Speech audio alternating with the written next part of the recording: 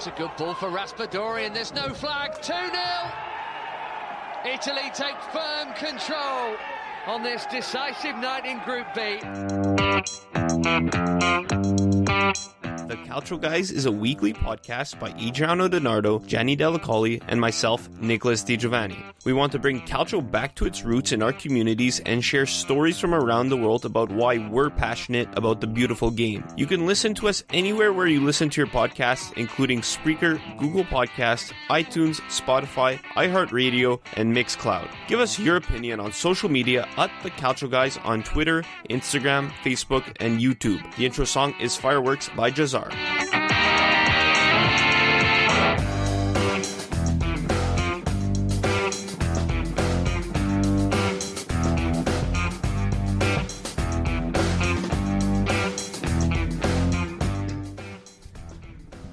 Un Fiorentino al cuore, a real Fiorentina fan. Literal, not the literal translation, but we have Gabe Pucci from host of Il Viola Canadese on YouTube. Gabe, how's it going? Oh, not bad, guys. What about you? Fantastic. So happy to finally get another Fiorentina guest back on the show, Gabriele. It's been a while, and we're honored to have you on tonight. Oh, the honor is mine, guys. It's really great to be guest, to be guested by Canadian soccer fans, which is not something that happens every day. Like I don't know many soccer fans here in Canada, and it's really cool, to be honest. I'm so happy and honored. We appreciate it. It's going to be, I think it's 3 weeks in a row now. We have guests from Ontario, so we're keeping it as local as possible here on the Calcio Guys with Adriano DiNardo. I'm Nicholas Di Giovanni, and Gabe. What we like to do, before we get into the real business. We like to find out, how our guests became a fan of the team that they're a fan of. So tell us how you became a Fiorentina fan. Well, it's easy because I was born and raised in Florence, in Italy. I mean, I'm a new Canadian. I moved here 8 years ago for school, and I decided to stay. But I mean, going back to my childhood, my whole family is Fiorentina fan. I mean, my whole family, my parents are Fiorentina supporters. My grandparents were Fiorentina supporters. So it's something that goes back in time. And I remember when I was a kid, my dad brought me to a Coppa Italia match. Not even, I was really young. I think it was Fiorentina Bari or Fiorentina Castel di Sangro. These are the first two matches I've seen. And they were both Coppa Italia matches, I think back in the early 90s, and I love the stadium atmosphere. I love the singing with the other supporters. I love the interacting live with the players because they come and say hi. In the 90s there were not many protections, so you could go next to the benches and slide a piece of paper under the protection, and they would sign it for you. The bench guys, it was a different football than now, it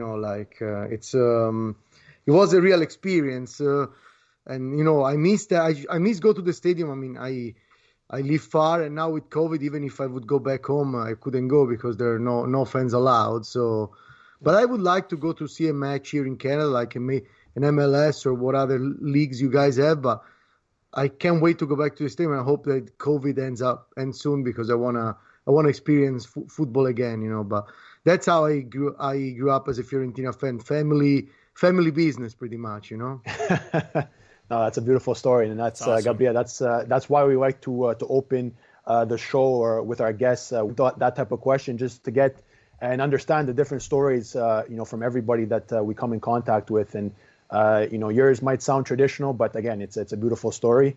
And I think we can all agree that we want Calcio to be back, the football experience to be back, the stadiums to be full. That is the dream, obviously, to get back to. But I think slowly, we'll eventually get there. But talking about obviously Fiorentina, your first love as a football club, came with your family and everything. If you had to tell us maybe your all-time Fiorentina idol, favorite player? Who stuck out to you when you were young, growing up, watching Fiorentina play? Well, I grew up in the 90s watching Fiorentina, and there was a player that had my name, still has my name. He's an ex-player, Gabriel Omar Batistuta. He's definitely one of my idols. Manuel Rui Costa. Then, there are so many, Luca Toni, Stefan Jovetic. The most recent that I really, it really impacted me. And because I met him, because before moving to Canada in 2012 and 2011 and part of 2013, I worked as a steward at the stadium, as a security at the stadium. Oh, wow. And I had the honor to meet Borja Valero. Oh, wow. Not only great player, a great person, and he's one of my favorite players of all time in Fiorentina, even if it's been recent and for a relatively short time in Florence. And now he came back to close his career in Florence. So I'm really happy to have met him, and he's definitely, with Batistuta and the others, he's one of my idols. Yes. Beautiful. Moving towards the current Fiorentina, I guess a follow-up to Adriano's question, do you have a current favorite player on Fiorentina? I know they haven't been doing so well this season. Kind of a second part to that question, what have you thought about their season so far? Well, if I have to tell you a player that I like these last two seasons, it's really hard. But I won't go classic like a big player that we have. I'll tell you Lorenzo Venuti, because he's a local from Florence, or from Tuscany anyway, and you can see, even if he's not the best player we have technically, you can see the will that he put for the jersey, how he really cares, how he really loves Fiorentina. And nowadays it's not really easy to find players that feel the team, that feel the squad. So I really like him. And of course, Dusan Vlahovic, who is young and very talented, and has been criticized in the past. To be honest, even by me sometimes, not really heavily by me, but still, I had times where I wasn't happy. But he just needed trust, and Prandelli gave him trust, and he developed his talent, and now he's great, and he's one of my other favorite players. Yes. No, I think we got a question here for concerning Vlahovic, from our past guest Daniel Lucci. And just to add on to what he has to say about Vlahovic, I personally have I think we've mentioned on our show, many times about Vlahovic. He has been he's been a promising talent pretty much since anybody knew about his name. When he came to Serie A and everything like that. So. I think now it's always tough because he is so young. You can correct me if I'm wrong, Gabriele, but I believe he's either 20, 21, if that. He was born in 2002, I guess. Something like that, exactly. Yeah. So he's still very, very young, right? And the one thing that, again, you probably know better than us, in Italy, we don't always like to give our youngsters a real shot, right? I think Vlahovic is promising. I think he has the talent, but I think he still needs to grow at a club like Fiorentina. And I think Fiorentina is a good base for him. So saying all that, our good friend Daniel Lucci asked about your thoughts on Vlahovic. Is he a real talent or still needs to improve on some aspects of his game? Where do you see his strengths, his weaknesses, the whole package when we speak about Dusan Vlahovic? Well, I think he's a real talent since since he was in the young team, in the youth team, like in the under 21 team, Primavera. He showed great talent. You could see that even physically he was stronger. I'm sorry, than the other players, and he was definitely somebody, a player that you would have thought he could go to Serie A or anyway to professional football, and he did. The first one actually to prime was Stefano Pioli, where in the last year of Della Valle Fiorentina, when Fiorentina was still owned by Della Valle, and he showed already. He didn't score, but he showed already what kind of guy he is, and he was only 17, 18. Yeah, exactly. So I mean, he was already doing better than Simeone.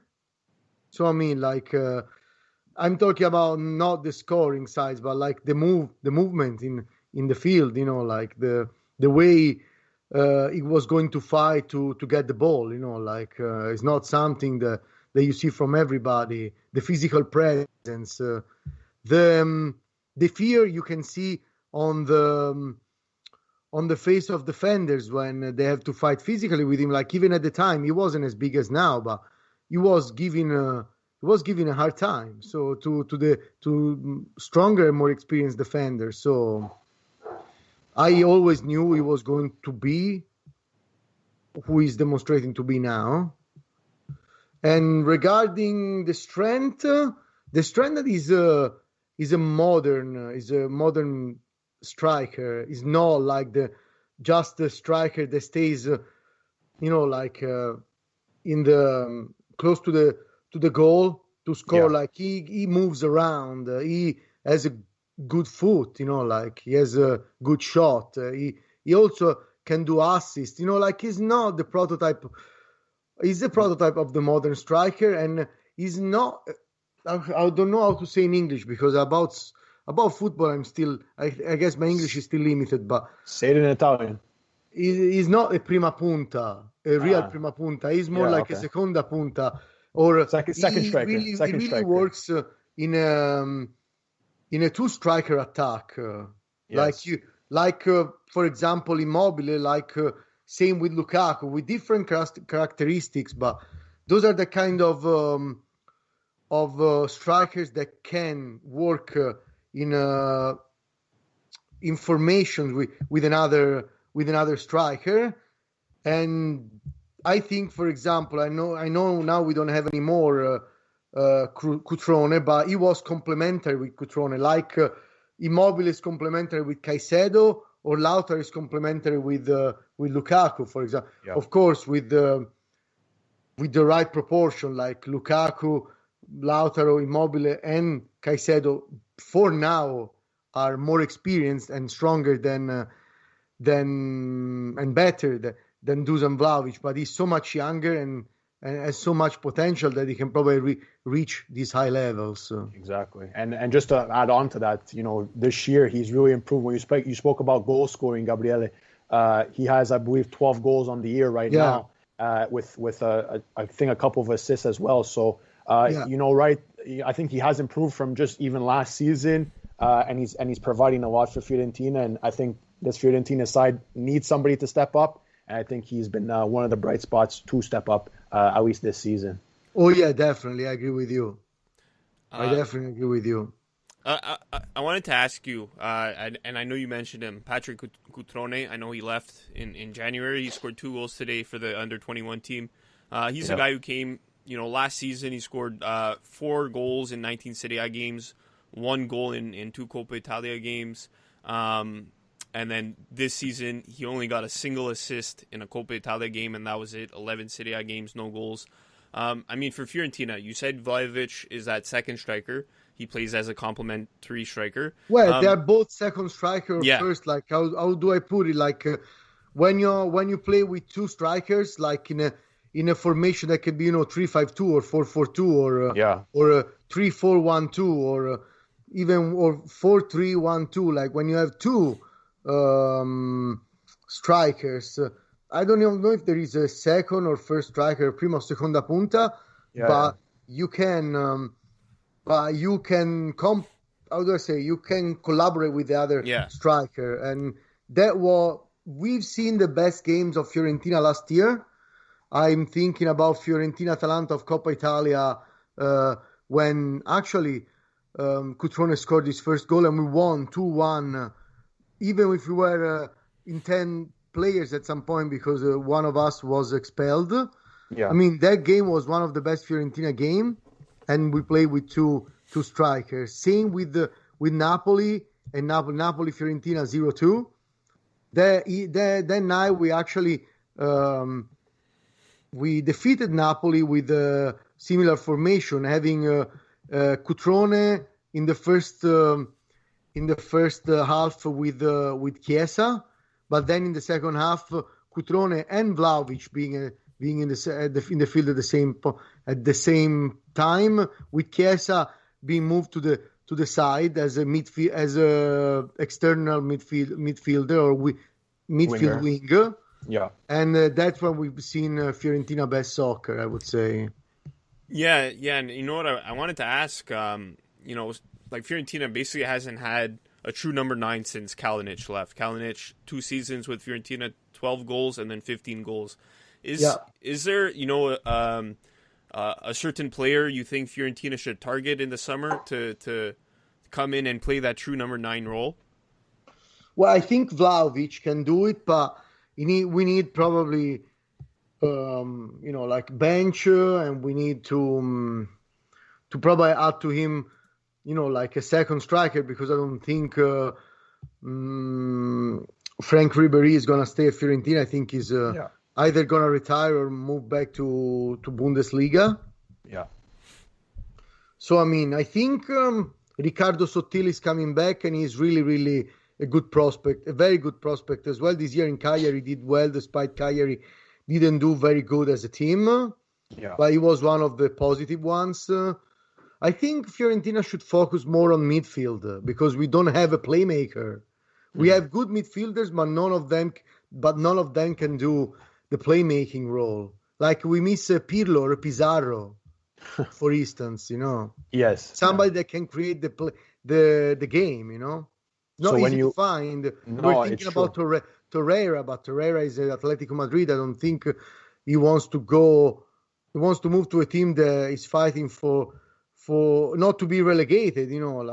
We have to be realistic. I would love to have the best champions in my team, but I can't be bothered to say that right now we don't have the appeal that Fiorentina used to have up to 4 or 5 years ago, I would say.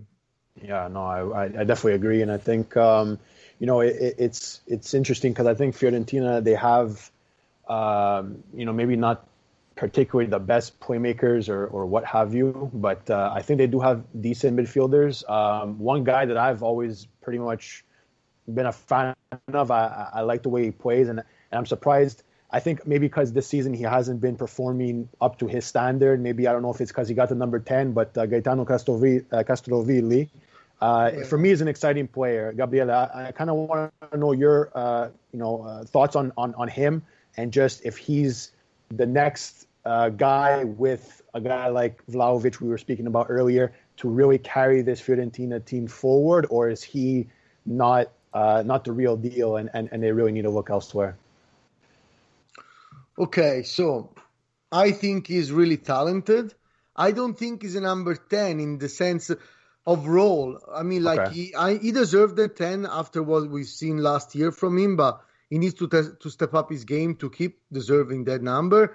But also, number 10s are three-quarter midfielder. He's more like a midfielder.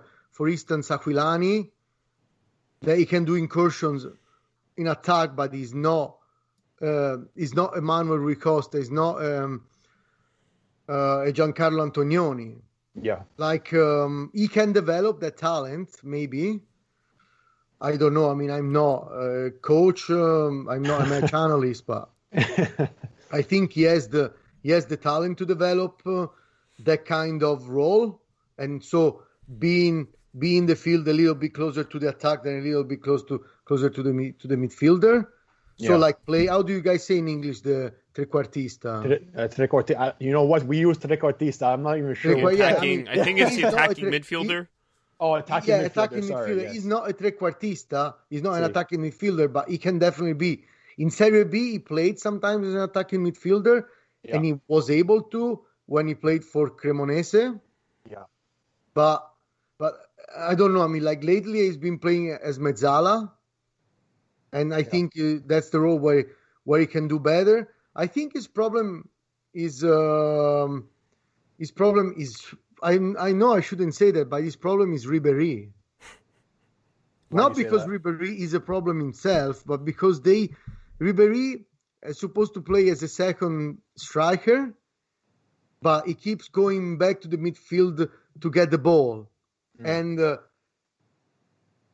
most of the time I see, not literally they step on each other's foot, but technically speaking, on the field, like they go to cover the same part of the field, and that's stepping up on each other's feet in soccer terms, and he needs more space. He's a talented player, and with all the love I have for a hero like Ribéry, it's time to leave space to young players. I mean, like I don't like. I mean, what do we play with, figurine, or we play with players? Like I think Fiorentina has too many figurine, too many stickers of great players than actual great players. Like that's I don't know if you understand. I don't know. Yeah. That's really well said. That's really well said. I mean, we are not a Panini album. We are we are a team. Like, so with all the love I have for a great hero like Frank Ribéry, but of course, the biggest mistake of Fiorentina was creating a project on Ribéry, who is 38, 37 when we got him, 36, 37. The Ribéry was supposed to be the cherry on the cake, not the whole cake. That's the problem of Fiorentina this last year. And allow me to say that most of the fault is the new property, Commisso, who for sure is a nice guy. He knows how to do marketing and communication, but he doesn't know anything about football, above all about Italian football. And I don't understand, and I don't like when he keeps doing interviews and say, like, where do you find a president that played soccer? Yeah, but not in America. I mean, like, with all due respect, guys, you guys are from North America. Football in Europe is so much different than football in North America. Like. Of course. And so, I mean, like, sorry, I brought up the ownership, which is not anyway. So sorry, I leave the I leave the word to you again, guys, because I'm not too sure. I'm going out of topic here. I agree with you. We'll go there a bit. Yeah, sorry, I agree with you. In a way, because maybe the way North American sports teams they're run differently than teams in Europe, and I find absolutely, and I find successful soccer teams in Europe, they're always run by at least at the sporting director level, like someone who's played. So I don't know the whole management right with Fiorentina. I don't know how hands-on Commisso is, but I don't know. I find American owners in the Serie A, they need to get somebody who knows the game better, because like if you look at Bologna, Joey Saputo's the owner, right? He comes from a business background. He's Italian Canadian just like us. He has the money. He's going to invest, but he's very hands off, and he's hired guys. I forget the exact name of the sporting director. Sabatini. He's hired Sabatini. He's one of the best in Italy, Exactly. Yeah, he said run the game, and he did the same thing with the Impact here. He backed off of day-to-day. He's the owner of the Impact as well? He's the owner of the Impact, or CF Montreal, if you want to call him. Wow, yeah. I didn't know. Yeah, he's from Montreal. Joey Saputo's from Montreal. Saputo, yeah. Yeah, I mean, I know I buy Saputo mozzarella, exactly. He has the empire of cheese in Canada, right? I mean, at least in Central East Canada, yes. Exactly. So what he did with the Impact or CF Montreal, he hired a sporting director with experience, and he said, "Okay, you guys take my money, make these teams good," and he did that with both teams. I don't know if you'd agree with me. That's exactly like you said. I think that's what Fiorentina needs to do. Yeah, I mean, like, he needs to be less. Can I say something like patriarch? He's too much of a patriarch, Like, we don't need a patriarch. We need somebody that can make sport, football. Like, I don't. A lot of people say it's Daniele Pradesfo, the sportive director. He made mistakes, yes, but he wasn't given the space he needed. Like, at the end of the last championship, he wanted to bring Juric for as a coach, and he was pretty much here. I mean, he was just ready to sign, and then Commisso said, "No, I want to renovate Iachini." I mean, I have the utmost respect for Iachini. He's Cuore Viola is a Viola heart, at his deepest, but he's not a coach you can create a project on. Like he's a coach for what we're doing this year, saving us from relegation, but starting a project with him, no. Juric would have been the right call, but Commisso said no. So I mean, whose fault is that? Not Pradè, who made other mistakes, but I mean, in Italy we always used to say the fish stinks from the head, il pesce puzza dalla testa. Dalla testa, yeah. And if there's Pradè, keep being the sport director of Fiorentina, and means that Commisso is okay with that. So if Pradè keeps making mistakes, it's Commisso's fault because he doesn't sack him. I'm not saying Pradè should be sacked, but there are responsibilities everywhere. From the ownership to the players themselves, because there are a few players that didn't understand where they are. They think that Fiorentina is just a starting point, when I wouldn't say it was the top of because players used to leave Fiorentina even in the past, but at least it wasn't considered a starting point. We are the fifth team in the perpetual chart of Serie A. Since we started with the 3 points, Fiorentina is fifth for accumulated points after just Juventus, Milan, Inter, and Roma. We are over realities like Atalanta, Napoli, and Lazio. So I mean, I'm not saying we need to win championship. We need to win Serie A. I mean, that happened rarely and not many times.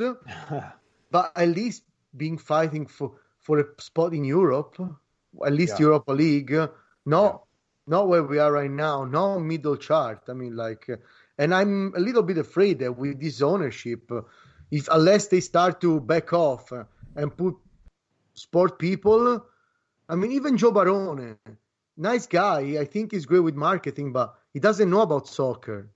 Why is he the director of Fiorentina? Why? Yeah. Well, because why is not only the director, the CEO, amministratore delegato, CEO. I mean, are you freaking kidding me? Yeah, no, I mean, listen, I think when this whole Commisso project, I'll definitely say it. I was a fan. I was a fan of just the change of ownership, because I think Della Valle had Fiorentina at a bad spot. Again, Gabriele, you can definitely correct us if we're wrong here, but I like Della Valle. I'm one of the few. I'm an alternative Fiorentino. Okay. I like Della Valle. Okay. Of course, the last few years, the last 2 years, they stopped caring because they were, how football is in Italy. It's a way of life. It's not even exactly. There were people protesting under the stores of their business. Their fashion creators. They have shoe and leather stores. They were supporters in downtown Florence trashing their stores for them. That's something that in Canada, in North America, you wouldn't see. I would be frustrated if I was them as well, if I see supporters doing like that. That's why I'm a supporter. I'm not an ultras. I've never been in the curva. I've always been a supporter in the either Maratona or Tribuna. So I mean, nothing wrong with the ultras, but I'm a moderate supporter, I would say. Yeah, I know. And I think, they were frustrated. They already stopped caring because they couldn't build a stadium. The bureaucracy in Italy is so bad that you cannot be. We are not libertarian enough, I would say. I mean, or there is too much bureaucracy anyway. Yeah. And they lost kind of passion because they couldn't do they couldn't even improve the income for the team without a property stadium. You know what I mean? Yeah. So I decided to. I mean, they decided to leave, and it was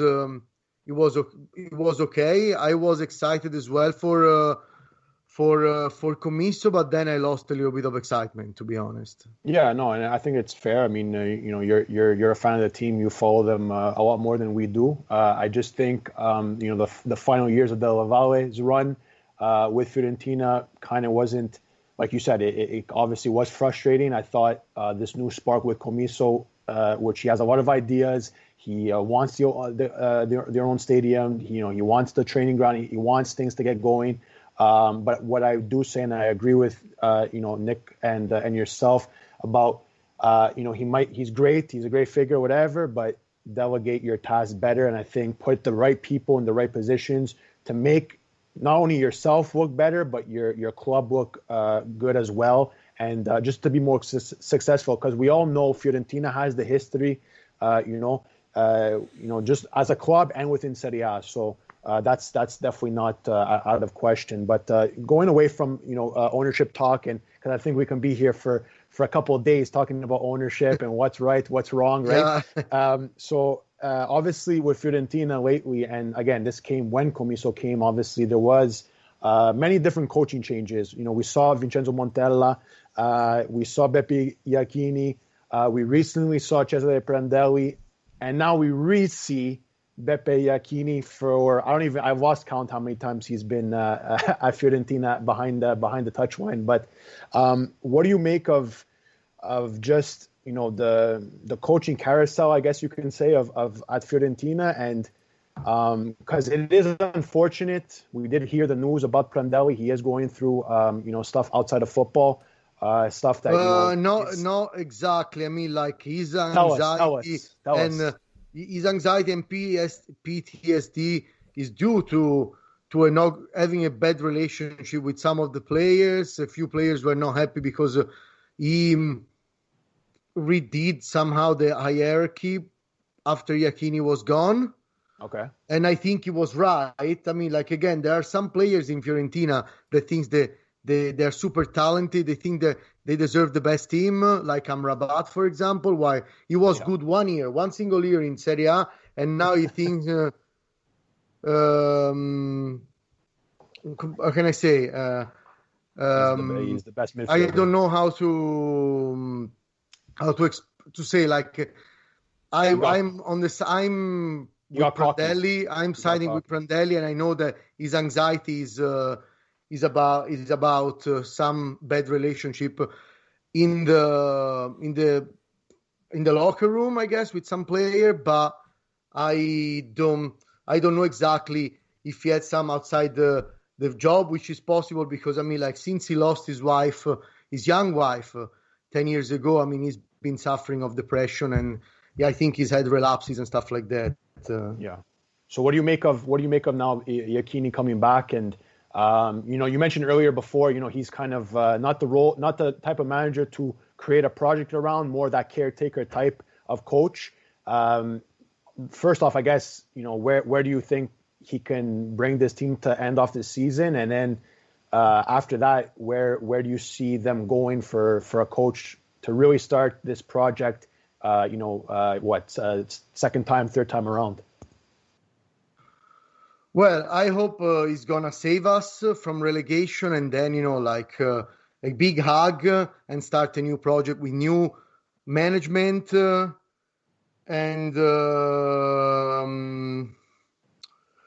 new coach. A new coach, yes.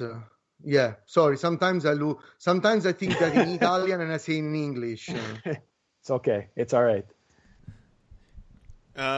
Moving away for Fiorentina before we let you go, Gabe. We see that this week international break. We saw Chiesa with the national team. Not a lot of Fiorentina representation or even ex-Fiorentina representation. But Chiesa, what have you made of him? Since he left Fiorentina for Juventus. Did you obviously he's had a fantastic season. Did you expect him to play that well for? Yes, not he's a great player. He's a great player. Sorry, okay. A lot of people are mad. I understand fans are mad because I mean, like, you see a player that grows up in your youth team, seems like very young. His father played for Fiorentina. they lived in Florence, and I understand the passionate supporter is mad, and how soccer. I already explained you how soccer is in Italy. I mean, like it's life. It's more. Sometimes you see people protesting for players in street, but not if they lose their job. Like there's. I mean, soccer for Italians, it's even stupid. Like it's. I lost the job. I don't care. My team lost. Oh my god. Like it's terrible. That's amazing. Yeah, you can understand supporters are mad, but I knew he was talented. Of course, I was disappointed he wouldn't continue with us, but it's a career move. I mean, like if today at your job you see a new employer comes with a better offer and with with a more prestigious role, wouldn't you at least think about that? Of course, I would personally. So I mean, it's business. Business is business, and soccer since the 90s at least, or I would say even the 80s, is a full-time business. It's a business, so fully fledged business. That's what I would say. So I understand his move, his career, of course, and disappointment, but I never doubted that he would do well because he's a great player. And Pirlo, despite I think Pirlo has so many defects as a coach, he actually found the best role for Chiesa, because a lot of people think that Chiesa is a striker, like attacking wing anyway. He's not. He's a midfielder wing. I would say almost wing, not a wing back, but like in Fiorentina he played the best in 3-5-2 as a wing, as a midfield wing in the five of midfield. Yeah.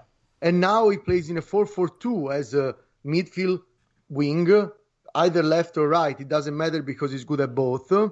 Yeah, and that's his spot. That's his spot because he's really good at defending, and he's a player that needs the run to. He needs the run to build the pace and get to the goal, or anyway to the area of the goal. If you cut the field for him, that's when he becomes less effective, because he makes the run his strength. So the pace of his run is strength. And he's also very good at dribbling. He's one of the few in Italy that right now that can actually jump players with his dribblings, dribble adversaries like nothing, like he's definitely Juventus did a great purchase with him, even though they paid quite a lot, because 60 million euros for a 22 years old player are not cheap, no. And a lot of people thought that Kulusevski was going to be better than Chiesa, while I knew that Kulusevski, despite I think he's a great player, wasn't going to be as good as Chiesa. I was one of those people. I know it's easy to say now, so you say now, but I had doubt of Kulusevski because Kulusevski played in Atalanta, the youth Atalanta, and everybody really plays well in Atalanta because it's a great environment to play football. I mean, like they have the best management and best youth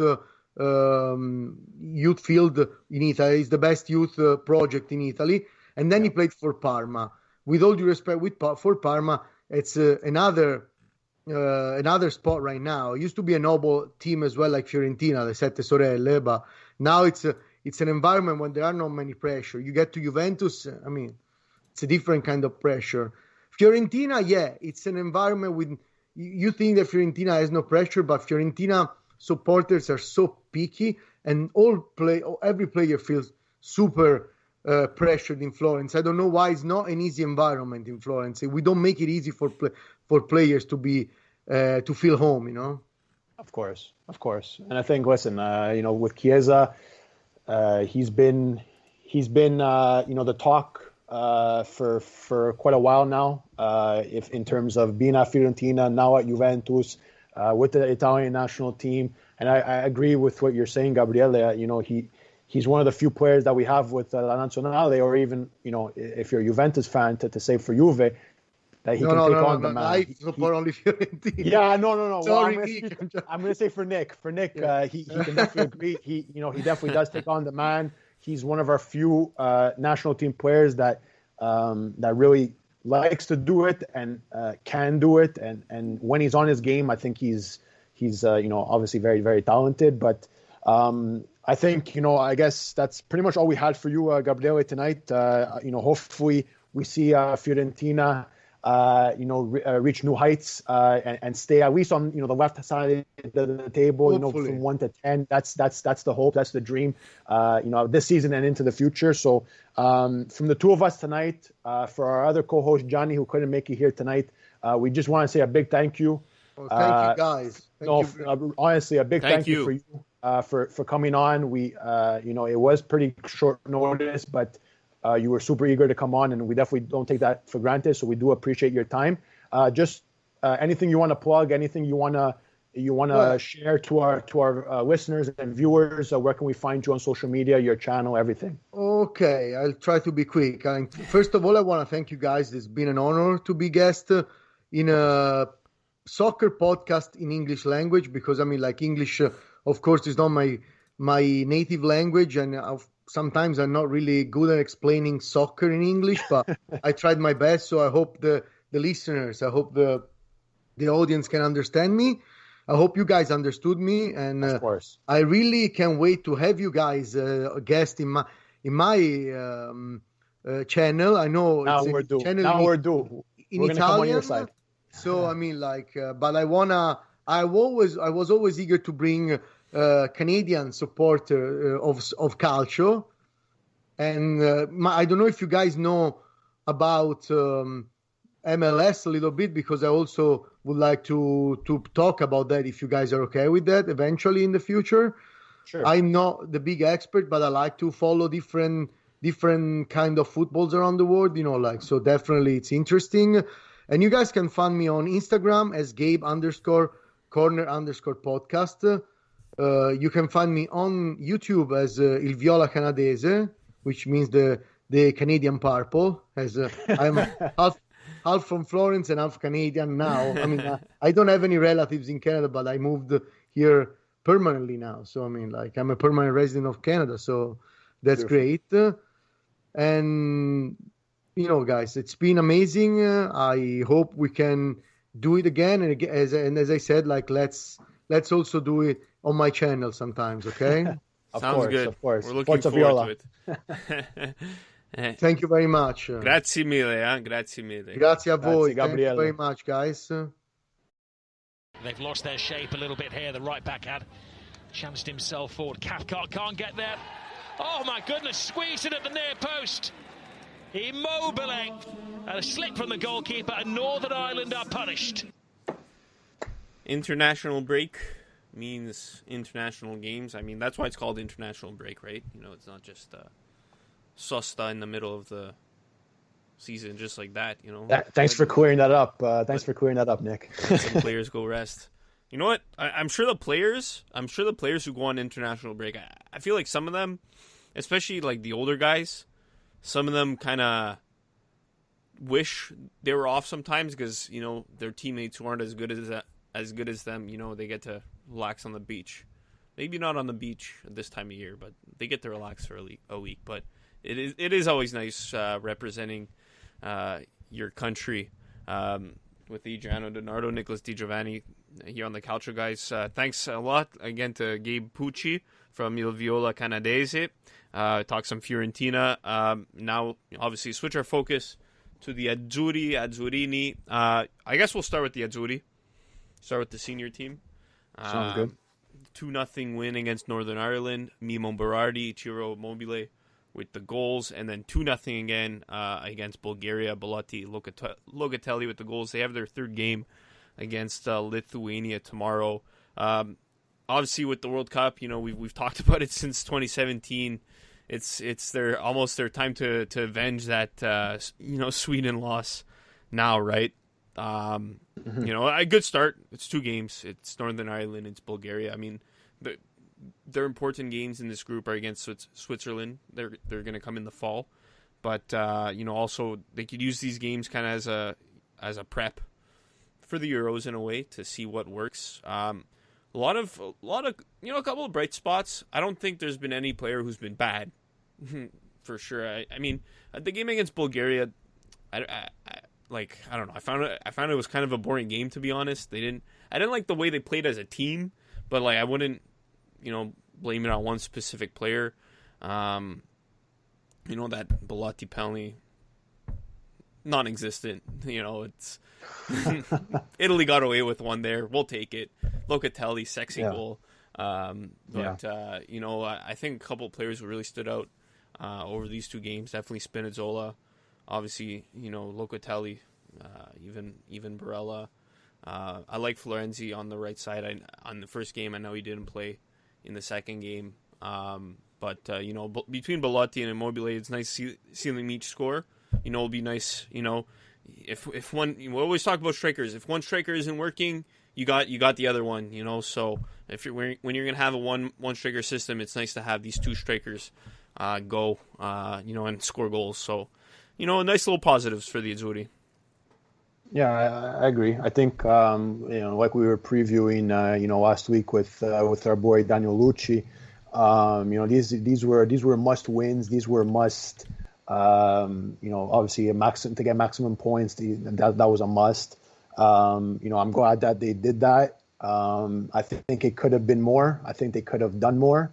But again, these are two games for qualifiers that we haven't had an international break in a little while. These are players that are coming back together as the group. I think they are a good group. They're a group that fights for each other. And I've always said I've loved what Mancini has done with this group. Taking them out of the dark time that they were at. For the first game against Northern Ireland, I think was just maybe a better game to watch, if you want to say, than the game against Bulgaria. I think the first half in Bulgaria's game, it was a bit slow. It was a bit, I don't know. It wasn't there for me. Even though we got the penalty just before, halftime, which was big, because I think Bulgaria just played Italy like a lot tougher and a lot stronger and a lot more aggressive than Northern Ireland did. But again, Italy battled the punches, fought through them and picked up the points when it was needed. Like you mentioned, I think it was great that Belotti and Immobile got onto the score sheets. The game where against Northern Ireland when Immobile scored, that relief, for finally scoring with the Azzurri again, taking that monkey off his back, if you will, just the excitement, the relief, like I said, just a celebration. You just saw it all come out, pour out of him, that passion and that, again, relief, that was on him because, I think he knows that he gets a lot of the flack. I think he knows that he has a lot of pressure on him, so do a lot of players, but he's one in particular. I know he's going to get his flack, or he got his flack, after missing chances when he came on against Bulgaria. Again, I'm not going to put too much into that. I don't want to put too much into that. I think, he could have maybe scored another goal, but I mean, things like that happen. I think bright spots, 2 clean sheets is always nice for Gigio. Confidence in the back end is always, reassuring. So I would say, Gigio, a bright spot. Spinazzola, I do agree. I think he got man of the match in one of the games, so that was great. He was a presence that I always thought was a good presence on that left-hand side. He played really well. He was still bombing forward at the end of that Bulgaria match. I don't know how he had the stamina, but he did. And he put in some good balls and just a good presence, like I said, on the left-hand side. Insigne, two assists, I believe, throughout the 2 games. He was lively. Verratti on the Locatelli goal was on that play as well. Looked good. And just kudos to Locatelli. Getting his first goal with the Azzurri. It's always great to get your first, and I think he definitely deserves it. He's been in the headlines a lot. Is he going to make that big move now after the season with Sassuolo? We'll see. But great to see him in the mix with our midfield. I think we have our midfield. I mean, I don't want to say it's the creme of the creme, but it's definitely up there, and I think it definitely can compete. And I think if we can figure out the small kinks within the squad, come Euro this summer, the Euros this summer, I think we'll be on our way. It was unfortunate not to see our boy Ciccio Caputo play. He had to go back home. Some injuries, some guys not playing tomorrow. Verratti, Florenzi, I saw earlier today. So again, just it's going to be change of rotation with the squad that Mancini is going to have to do like he's done in the past. I think they'll be able to get the job done tomorrow. At least fingers crossed. And yeah, we'll have to wait and see what the final workings of this squad will be when the Euros come this summer. But I'm excited, and I hope we can stay on this good path.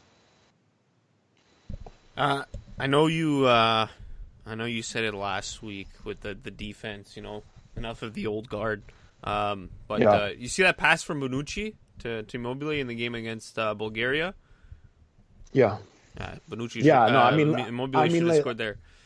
I mean, listen, yeah, of course. Like that's the one. Those are the things that a guy like Bonucci can bring. A guy like Chiellini could bring. But I don't know. I think we spoke about it last week with Lucci. I think if they're 100%, they'll be there. I just think that if we don't have to depend on them, we need to kind of turn the page. And these two tournaments coming in consecutive years due to COVID, I think will be a good test to make that transition. And maybe it'll be for our advantage. I don't know. But I think we do have the players at the back end, to fill in the voids. It's time for Rafael Toloi make his debut with Italy. The transfer. It's crazy. It's so funny when I see that teams swap nationality.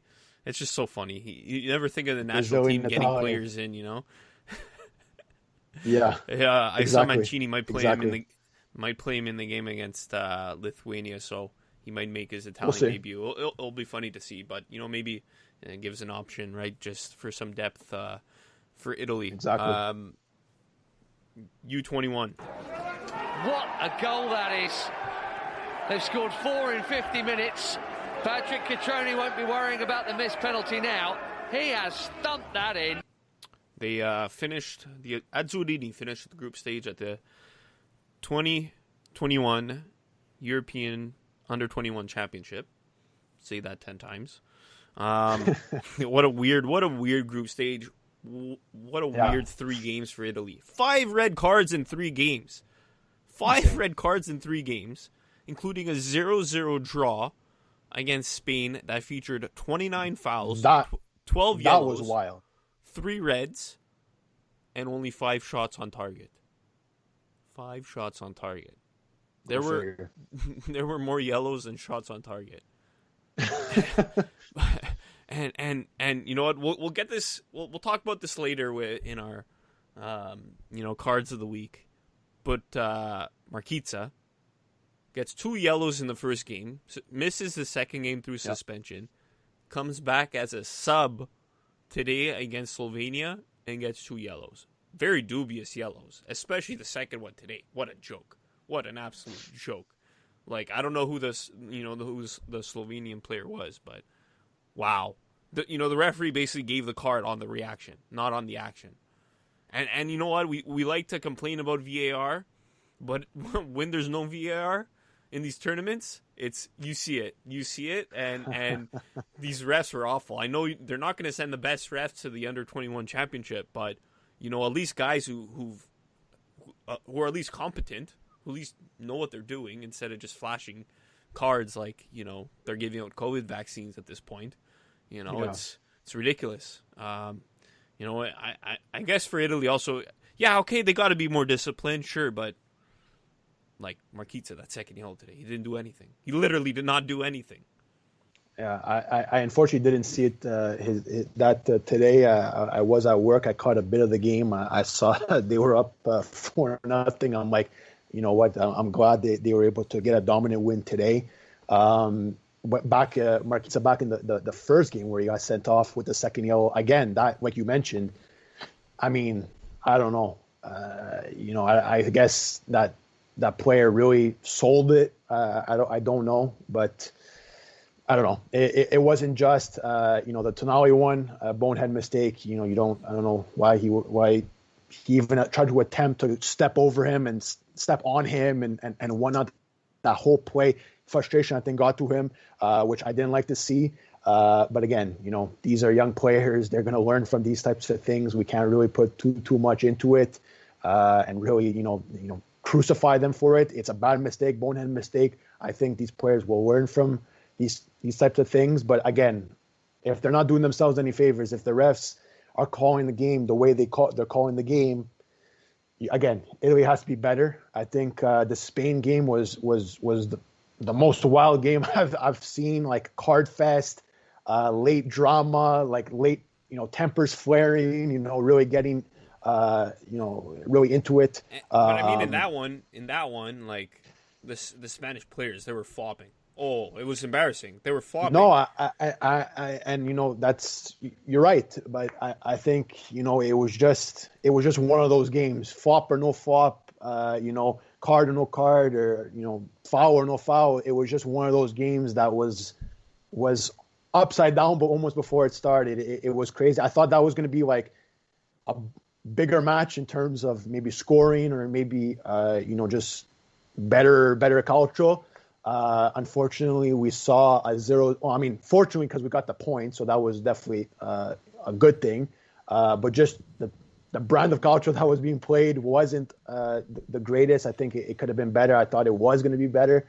I'm glad, because I think that was obviously the biggest test for this Azzurrini team, facing the Spanish U21s. They are a good squad. They do have some fantastic players, but so I'm glad they got out of that, and out of that matchup with the zeros, at least the 0-0, at least picking up that point. They did finish in second after the win today. They are, advancing, and, it is exciting because, it didn't look promising, from the get-go. I think maybe there was some doubts concerning the squad. I know there are some great players. We spoke when what was it, a couple weeks ago, when we spoke to our good friend Fabrizio from Genoa Club Tirano. We spoke about Scamacca, and I don't know if he was listening to the podcast. I don't know if Fabrizio gave him a call. I don't know, but Scamacca came to play the first game. He looked like a real threat. He's a player, again, when we mentioned previously with Gabriele about Vlahovic, he's another young, promising talent in Serie A. In this case, he is Italian, so it's exciting for us as well, as for us Italians. But yeah, I think I'm happy that they got past this test of the group stage. And again, I don't know if they're going to be the favorites going forward, but I think it's exciting that we're able to get past this and continue on this path. But discipline wise, definitely has to improve, and I think just the overall team dynamic has to improve a bit, and I think they'll be on their way. But again, they have the pieces. I think they just need to put it all together. Yeah, you know what? Like we talked about it with Daniel last week, like how ambitious they should be. If they should be going for the title, and you know what? You look at this team, it's not the best out of this age group. It's labeled under 21 tournament, but it's under 21 when the qualifier started. So by the time the tournament, whenever it was, by the time the tournament rolls around, it's basically an under 23 tournament. So players born after January 1st, 1998, and you think some of the names in this age group. Donnarumma could have still played. Locatelli, right. Bastoni, Zaniolo could have played. Obviously, he's injured. You look at the team that they had 2 years ago when Italy hosted. They had 9 players on that team who had already played for the national team. Only 2 players on this team have played for the national team in the past. From this year's edition, that's Tonali and Cutrone. You look back 2 years ago, so they had 9 guys who had already played on the national team, and then Bastoni, Locatelli, and Tonali were on that team. They had yet to make their debut as well. So that team was stacked. And you look at this team, the talent it's not there. Best players out of their age group are already in the national team. So, it's going to be interesting. They could either play Portugal, Croatia, and I think England maybe in the quarterfinals. It's a weird tournament, right, because of everything. Quarterfinals are at the end of May, so they get a bit of a break. Hopefully, some players are going to be rested by that time. So we'll see. Obviously, you always want to win a tournament, But, if they lose, I think it's a bit more understandable. This is not a stacked team like it was in years past, or even if you look at, 2013 with Immobile, Insigne, Verratti. Yeah. What a team that was. I remember watching that tournament. They should have beat Spain in the final that year. That was a good team. But there you go, right? We've had some teams in the past where it's been like, pretty much, if you want to say creme of the creme, or, the top quality players for that age group in the tournament, and we still laid an egg, right? So maybe without all the pressures, without, all the players like you just mentioned, players that, that's fantastic. We have already these young players into our men's national senior team, right? That's fantastic. Seeing these young players make that jump so fast and really get integrated into the men's national team, that's fantastic.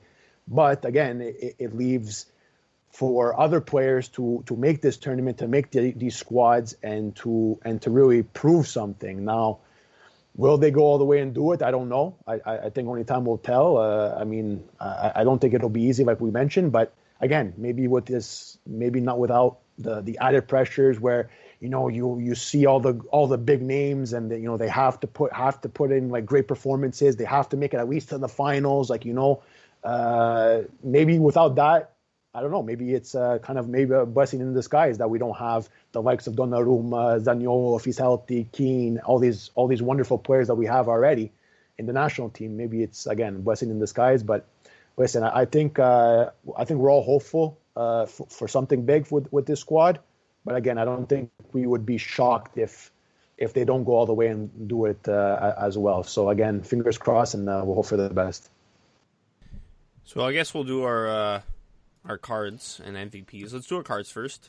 Get the negative out of the way. That sounds good. I'm gonna give. You want to go first? Yeah, I'll give my cards to basically European officials for all the cards they've given.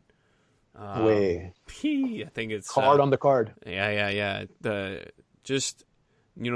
I think especially in the Spain game for the U21, that was awful. It was a card fest. Oh, that was disgusting. It was awful. The fact that, Italy gets 5 red cards in 3 games. Okay, you could talk about indiscipline, but the team didn't lose a single game. So, how can a team not lose a single game and be so frustrated that they get 5 cards? It doesn't make sense. Did any other team, even get 2 cards out of the tournament? So, it's a bit 5. Sorry, I'm sorry, but 5's a bit high. And then, in the Bulgaria game, clear penalty on Chiesa, not called. Not so clear penalty on Belotti, called. Portugal against Serbia, clear goal, not called. I don't understand how there's no goal line technology. I understand not having VAR at the qualifiers, but goal line technology, that thing's been around for 10 years now. It just takes a couple of sensors in the net, or even just put a camera on top or something. It's just a bad look on UEFA in all aspects. So for me, that's going to be a red card. Another red card is shown. Adri? Yeah, so you mentioned it earlier. You mentioned it just now with VAR and just goal line technology and all that. Obviously, that Portugal game where I don't know if people maybe. I don't know if anybody was in denial that it was a goal. I don't know. I would have to go back on Calcio Twitter to see who is really just hating on Ronaldo or on Portugal. I don't know. But yes, it was a goal. It did cross the line. Unfortunately, there was no goal line technology like Nick mentioned. And unfortunately, there is no VAR, for in this case. But I'm going to have to give my red card to Ronaldo and his antics, his tantrum, his whatever you want to label it as, and it's not to go F Ronaldo, F this, F that. But again, I'm going to have to side with what Del Piero had said on ESPN. I had reposted on our Twitter page. I'm pretty sure everybody had seen it.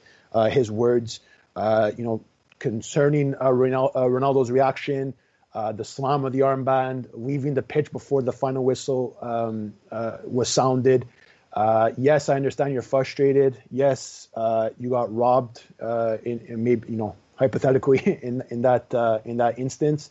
But a player like yourself at that high of a level, who everybody's watching you, everybody's idolizing you, that's not the reaction to have on the field of play.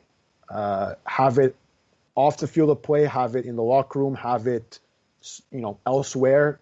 I could understand, but I just, for me, there was no. I don't want to say there's no need, because obviously you're frustrated. Obviously, in the heat of the moment, that is going through your mind. You want to just yell and scream and whatnot. But I think Del Piero had said it best. You're the captain of the team.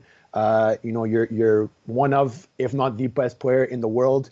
Where everybody's watching you, and you really are the face of Portugal. Have been the face of Portugal for all these years. It's not the reaction to have. So again, I'm going to agree with Del Piero on this one. He made some good points, and just seeing it like live, or the replays. I kind of have to agree with that. You don't do that. You don't disrespect your country, your teammates, everything. The armband. There's a lot more to it than just what the eye sees. So for all that, I think I'm gonna have to give a red card.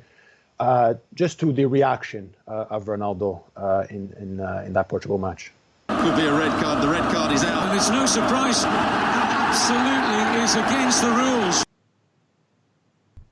MVP, I'm going to have to go give it to goalie of Italy.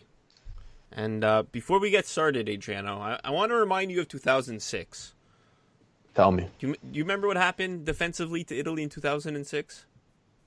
Well, you have to remember. You have to tell me what game, when. I'm gonna go out on a limb. I'm gonna say it's Ricardo, but I don't know. Exactly. In the group stage, okay. 1 goal conceded in 3 games, and that was an own goal.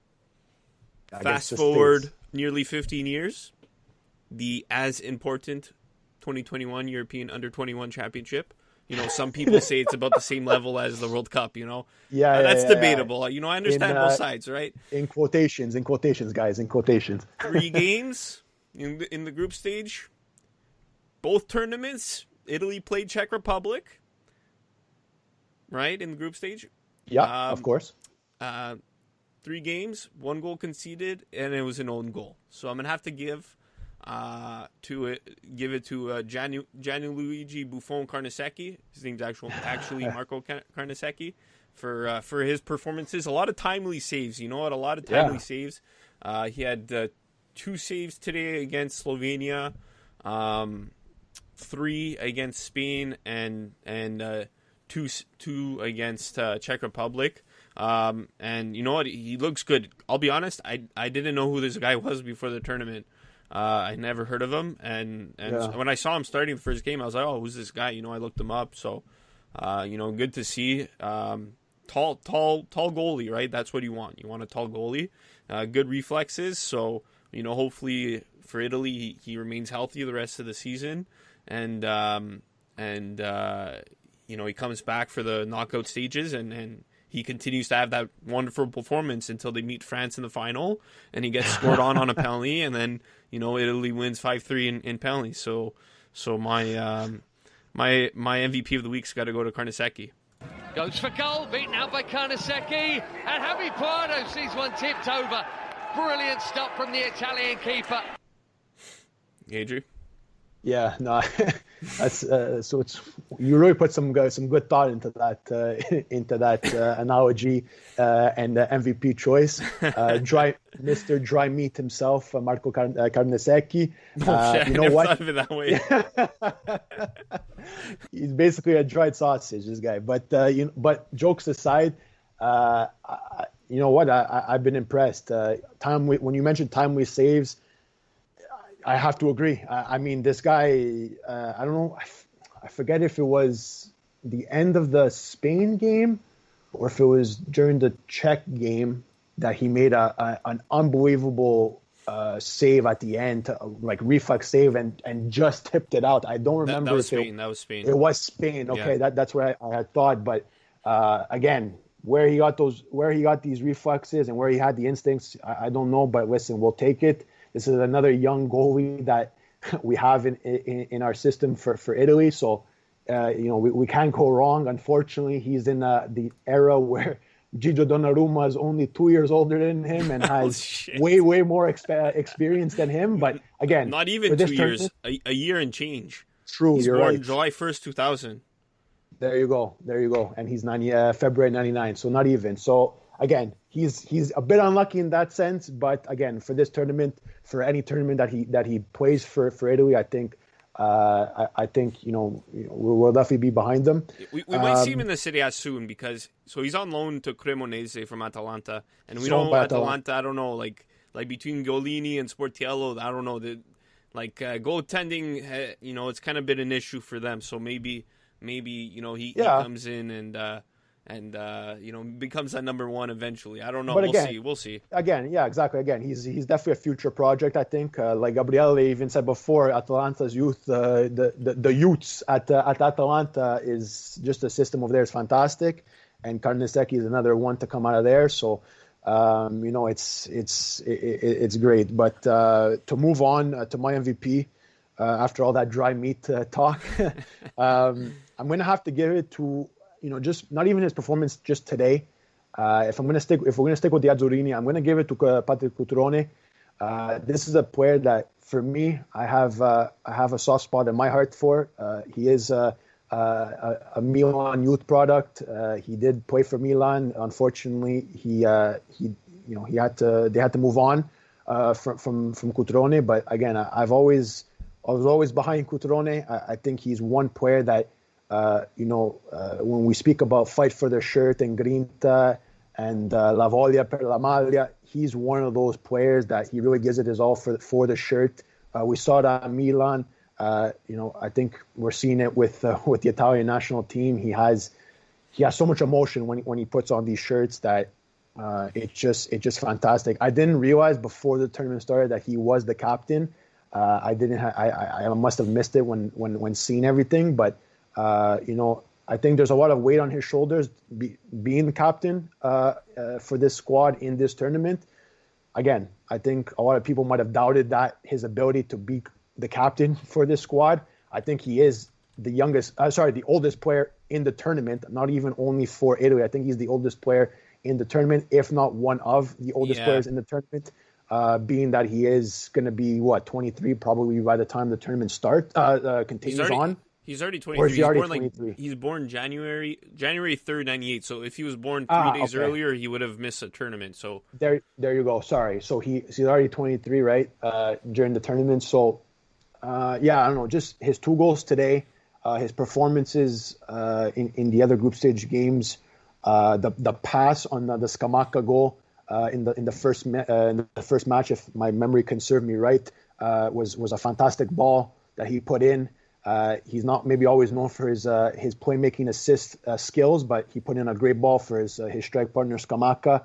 And then just those 2 in general, I'm a fan. I don't know. I'm a fan of those 2. See what they can do, in the next stages of this tournament. But Cutrone, I'm going to have to give him MVP just for his, again, fight for the shirt, him really taking on this captain role in this tournament and being able to get on the score sheet one way or another with this Italy squad. So for me this week, there's a lot of other names. If I want to go with the Azzurri, we mentioned them before, the bright spots. But for me this week, Cutrone definitely should get a shout for MVP of the week.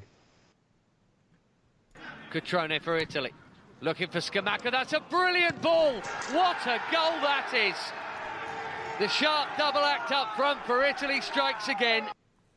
So that'll do it for us this week. Where can our listeners find us on social media, Adriano? Yeah. So again, what a great episode. We spoke some Fiorentina. We ended it off with some Azzurri. We're definitely gonna turn on the TV or UEFA TV tomorrow if it's on for Italy's match tomorrow against Lithuania. We're hoping for another big result. What else? I think that's all that comes to mind in terms of what we need to do. Serie A back this week, which is huge. back in the thick of things. The remaining games in Serie A are going to be huge. The fight for the finish is going to be big. So we're excited for that as well. And like we say every week, guys, thank you so much for all the support, all the interactions that we get. We don't take it for granted. We definitely do appreciate everybody's love and support. Where you can find us, like we mentioned every week, at the Calcio Guys on Instagram, Twitter, Facebook, Clubhouse, YouTube, everywhere. We're there. You can find us there. Where you can find our podcast on all your favorite podcasting platforms. Just search up the Calcio Guys, give it a share, like, subscribe, and we'll be back next week to talk a lot more Calcio. Thanks for listening. Ciao. Bye.